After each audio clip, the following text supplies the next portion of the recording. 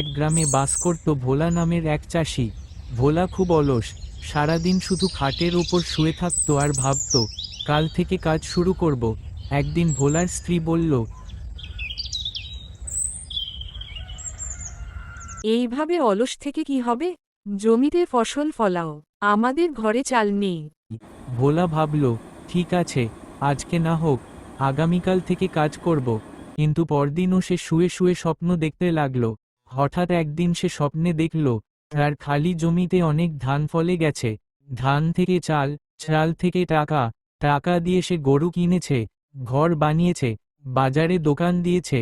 হঠাৎ সে স্বপ্নের ভেতরেই হাঁটতে হাঁটতে গর্তে পড়ে গেল। ঘাই, সে ঘুম থেকে উঠে পড়ে গেল খাট থেকে। তখনই তার স্ত্রী চেঁচিয়ে বলল, এইবার বুঝেছ, স্বপ্নে কিছু হবে না, কাজ করতে হবে। ভোলা এবার সত্যি লজ্জা পেল। সেই দিন থেকে সে পরিশ্রম করতে শুরু করল। কয়েক মাস পর তার জমিতে ধান ফলে।